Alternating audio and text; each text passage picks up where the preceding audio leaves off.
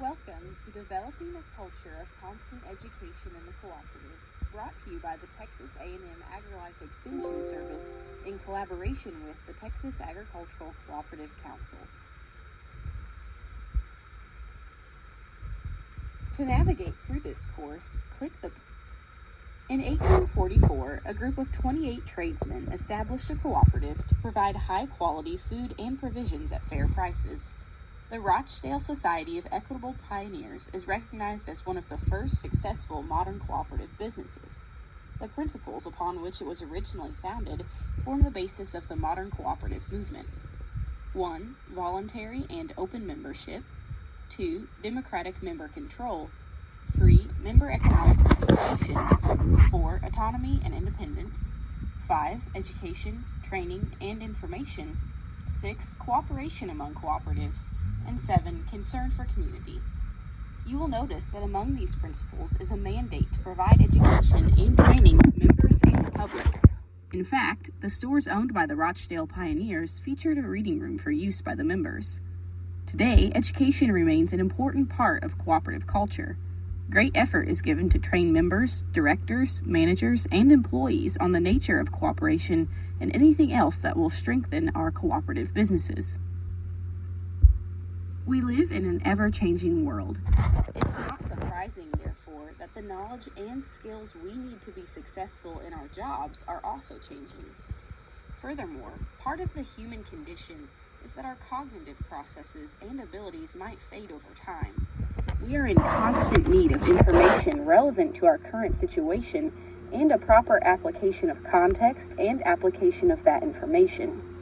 Education is the process that facilitates that acquisition of knowledge, skills, values, morals, beliefs, and habits that help us to be successful. Continued education provides employees with the tools and information required to complete their tasks successfully and increase productivity levels. It provides managers with the ability to use assets more effectively and promote business sustainability. It enables directors to provide meaningful strategic vision, planning, and goals. A business culture that promotes training and education achieves much more than that.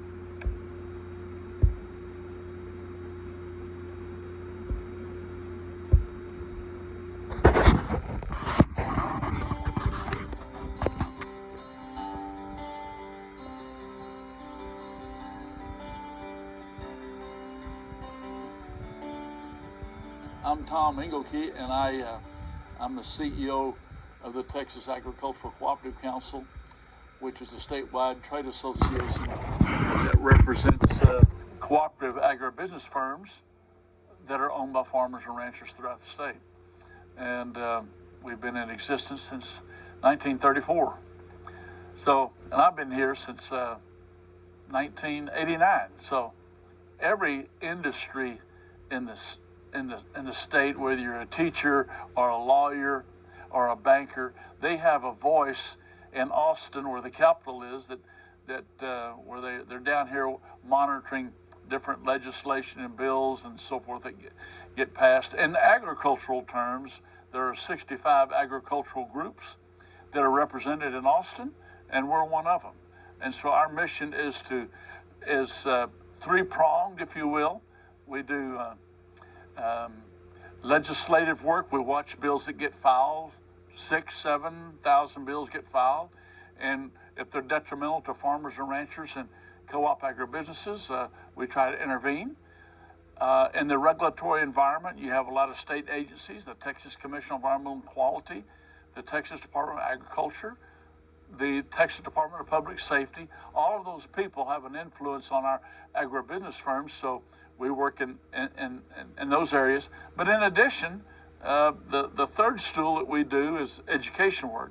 So we provide a lot of educational services. That comes in many forms. It's not just classwork. It's just a lot of different forums that are used to teach, to learn, to educate people. Education is a basic component of cooperation, in that under the co-op business structure, the co-op business model, the owners of the firm, of the agribusiness firm, The owners are members. So in the case of an agribusiness firm, whether it's a farm supply operation or a grain elevator that stores grain and ships it out all over the world, or if it's a cotton gin that they gin cotton, you may have 100 or 200 or 300 farmers that are owners of the company. And in our case, it's incumbent upon all of those owners, if they have an ownership interest in it, that they need to stay in the loop. They need to be a part of the action. And so education, therefore, becomes critical. If you didn't have education in a co-op business structure, we have all these owners, you'd have chaos. So that's why it's an important component of the co-op mission, by the virtue of the structure of the co-op itself, with so many owners. Unlike a partnership, a lot of farms and ranches are owned by 2 or 3 farmers. That's a partnership. Or some people in small towns may own a flower shop. They own an individual business. But in the case of a co-op, you have multiple owners. You have 100, 200, or 300 owners. You have to be in the loop. You have to cause yourself to stay in the loop and stay educated, or else you'd have chaos in this business structure. Education is a constant. Learning is a constant. Training is a constant. Rather than saying constant education, I like to refer to it as learning is a constant, education is a constant, training is a constant. And where I get that from is the fact that when we go to grade school and then high school and you get out, then you go to college, you get your undergraduate degree, and then you get your master's degree and your PhD. And when you're finished, most people, I think, college kids today, oh, wipe my hands clean, I'm done. Thank goodness I can go out and have fun and everything's lovely. But that's not reality. That is not reality. And so when I first got out, I worked for an ag bank. And gosh, for months on end, I'd go to 1 or 2 educational training type events each month. Didn't bother me. I enjoyed it. But boy, when I left college, I thought, I'm done. I'm finished with this stuff. Yay! Let's move on. But that's not true. And if you're going to compete in today's business world, you have to stay on the cutting edge. How do you stay on the cutting edge? Well, learning is always a constant. Education is always a constant. Training is always a constant. So that's a real misnomer. I think a lot of college kids are not used to, or it'll be a wake-up call when they do get out. I look at training and education and learning as a preventive maintenance in a company. It's kind of like preventive maintenance on a car or truck that you drive. You go service it with oil change, you get a tune-up, you get the tires rotated. You do that so the car or truck can maintain a good high-level performance for a long period of time. And in our case, training is a constant, education is a constant, learning is a constant, and it's like preventive maintenance on your automobile. So that's how I'd like to equate it.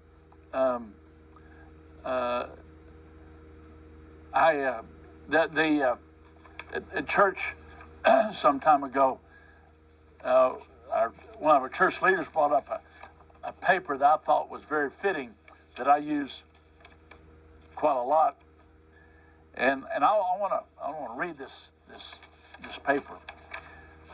And the paper goes like this: in our everyday life, we're under authority. As children to our parents, in school to our teachers, at work to our boss, at church to our God, as citizens to our local, county, and state, federal authorities, as husbands and wives to our spouses, as borrowers to our lenders, as directors of co-ops to our members. In our everyday life, we're under authority. And you think about that, to operate, and that's true. That is a true statement that they used in class that day. I thought, in order to operate under all of those different authorities, you have to stay on cutting edge. You have to stay in the moment. You are never, if education ever stops in a co-op business model, chaos is the result. So, what if you had no education? There's some examples. Studebaker. Last time they built Studebaker automobiles and trucks was 1964. Minneapolis Moline tractors, Oliver tractors. Oh, more recently, Kodak.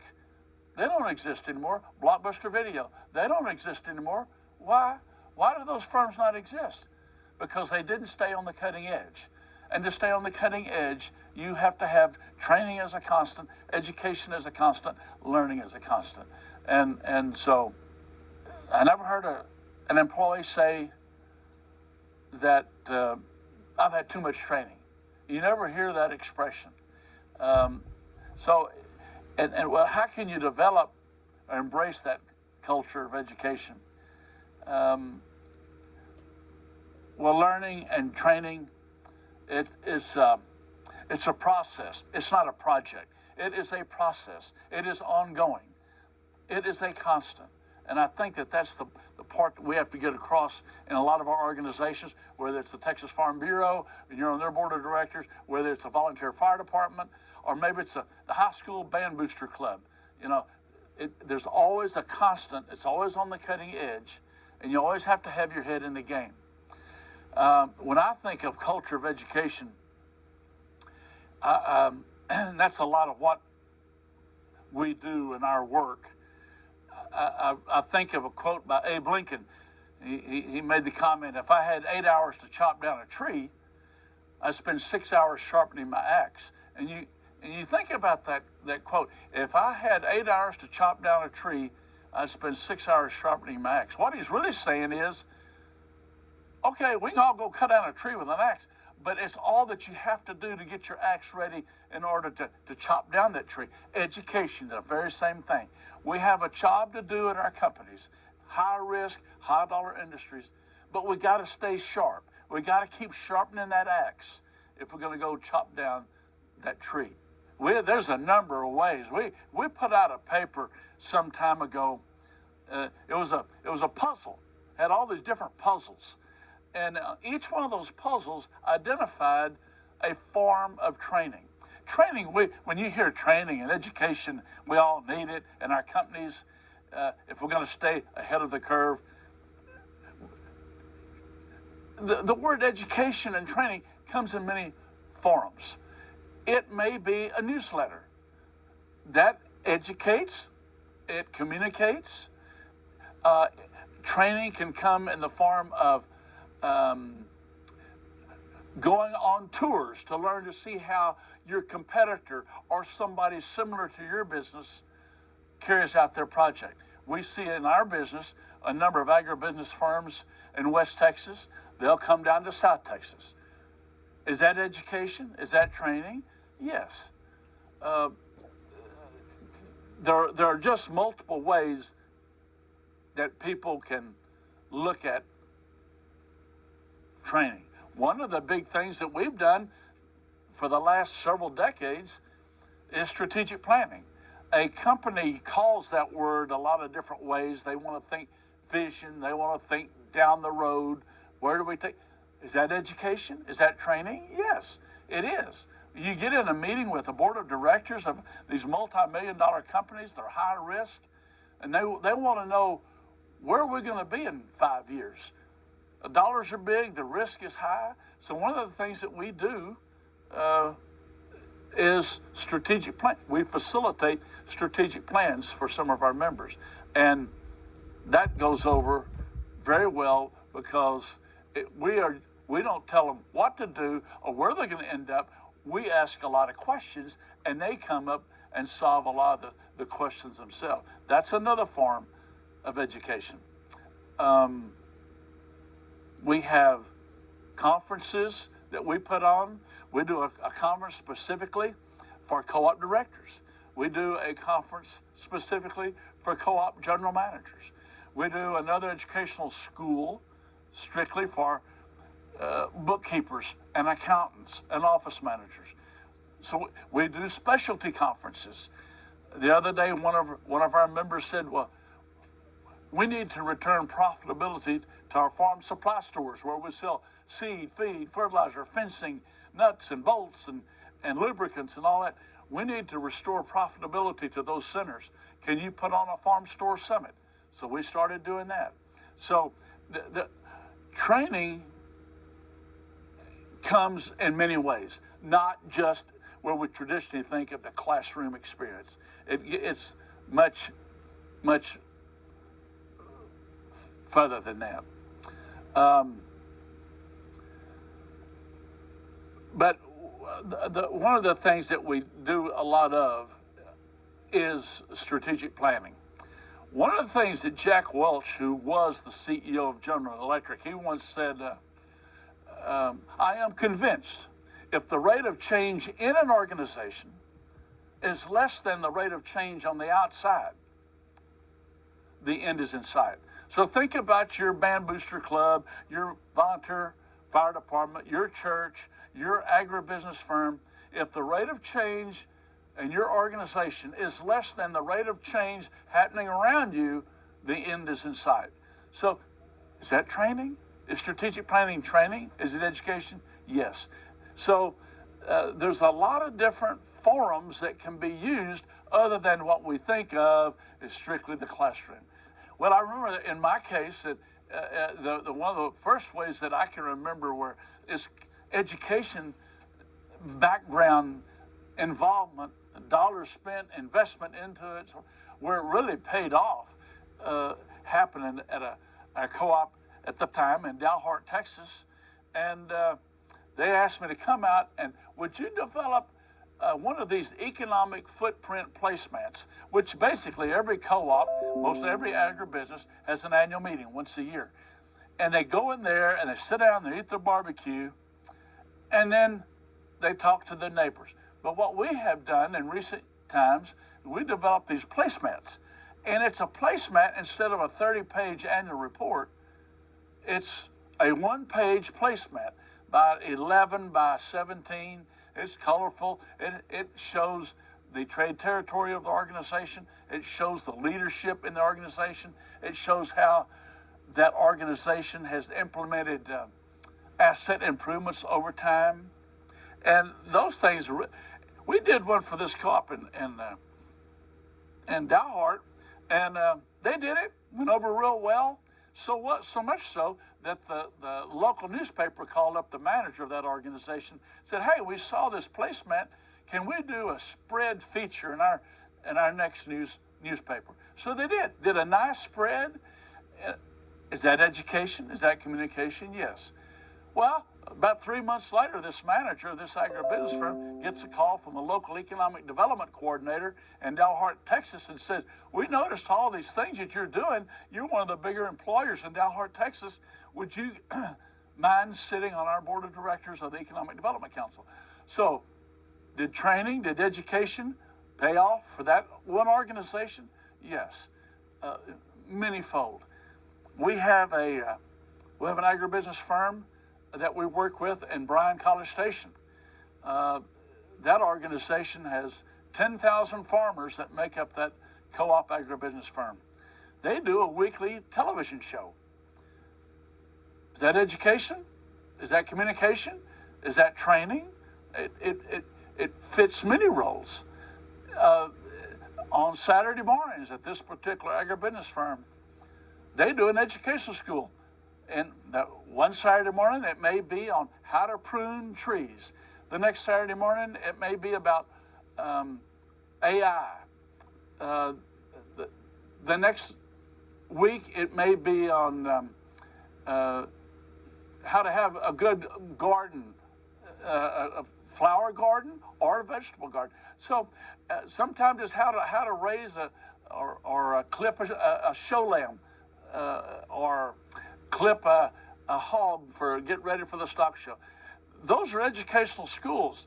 That's not a classroom, and it gets people educated. So there's two examples of where I have seen people take this education, this training, and kick the can down the road a little bit more. Another example, we were asked to facilitate a strategic plan, a long-range vision for an agribusiness firm in El Campo, just southwest of Houston.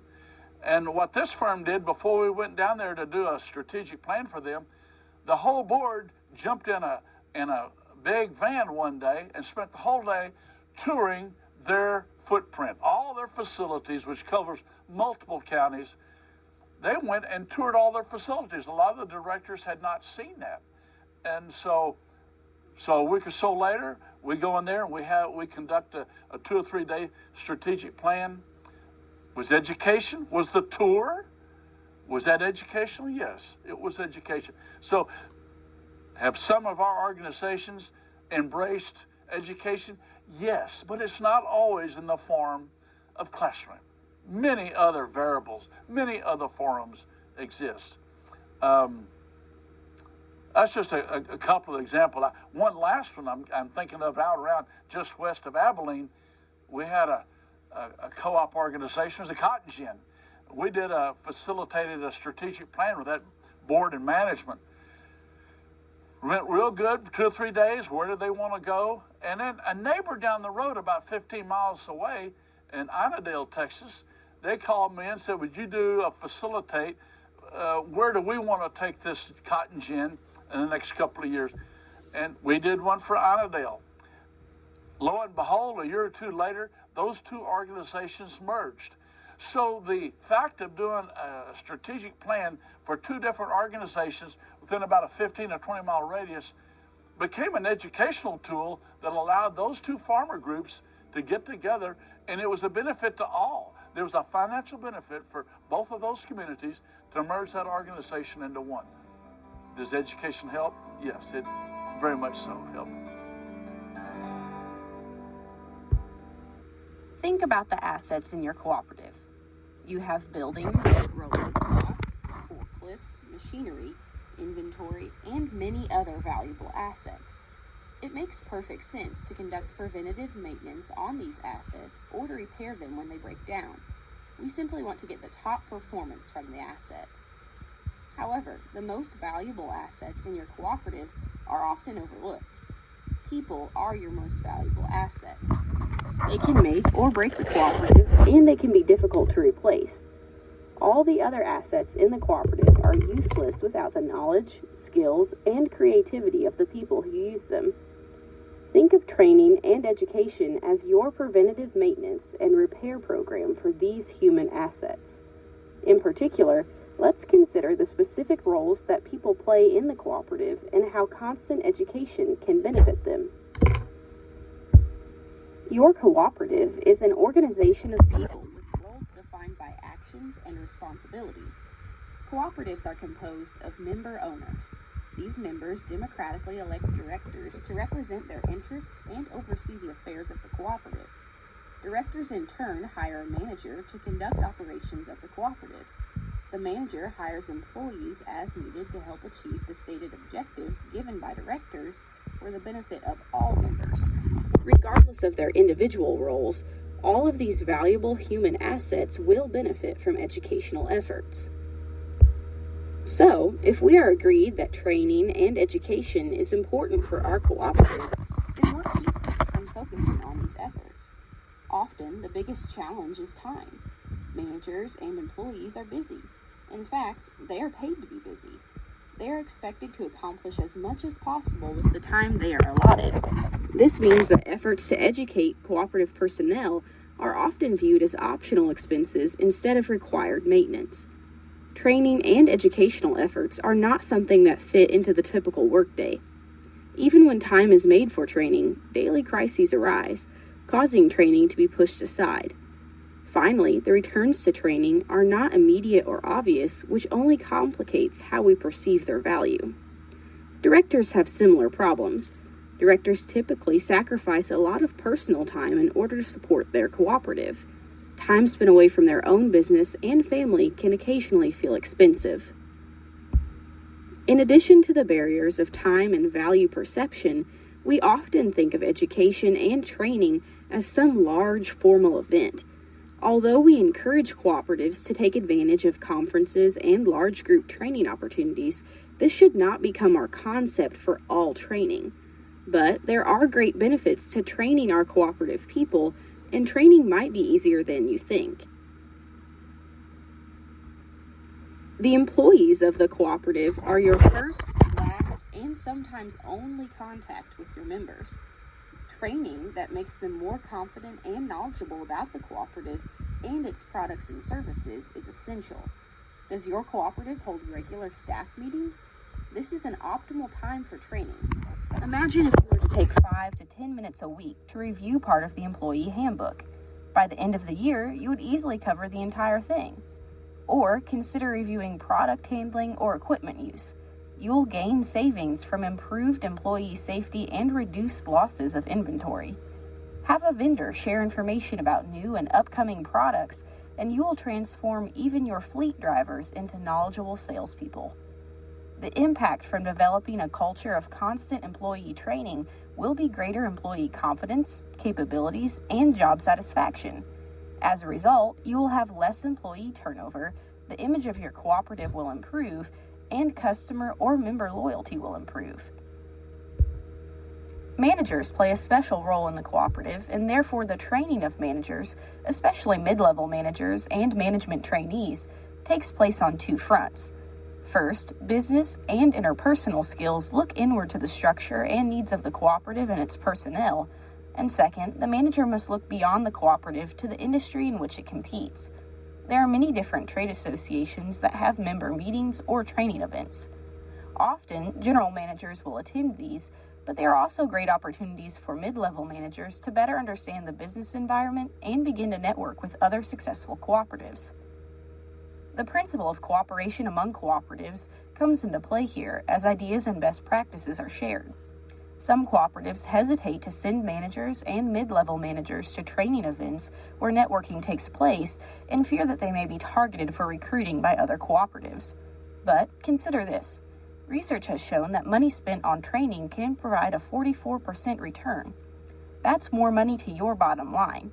If your employee is worth more because of training and is making the company more profitable, then what's wrong with paying them more to keep them happy? Of course, people change jobs for various reasons, but you shouldn't hesitate to train employees for fear of losing them. If anything, by training your personnel, you are increasing the competitive challenge you present to other firms.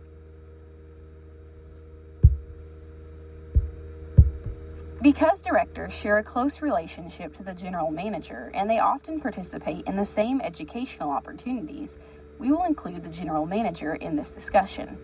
Perhaps the most overlooked opportunity for training the board of directors is during board meeting. Time should be devoted to training on each board meeting agenda. Reviewing a section of the employee handbook or the bylaws can generate some important discussion that will help board members address the strategic needs of the cooperative and fulfill their fiduciary duties. Further, this type of due diligence will reflect well on the board in the event of legal proceedings. In addition to reviewing policy, you might consider assigning a thought of the day to a director to share with the board. There is a wealth of material from trade publications, AgriLife Extension, or business-related books. Sharing something that you found interesting is likely to begin some important conversations about the direction of your cooperative. As a result, your board meetings will be less about approving expenses and more about strategic direction. Relationships among board members and the general manager will improve as greater understanding of the cooperative and its business model unfolds.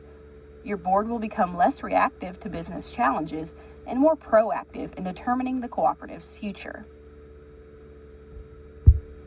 We deliberately chose the phrase constant education for the title of this presentation. There might have been other words that better describe the idea of continuing education beyond a formal one in high school, college, or elsewhere. But constant has a few connotations that we would like you to remember. First, it describes a continual process. Education in the cooperative is not a solitary or infrequent event. It should be part of our way of thinking, a regular, even daily activity.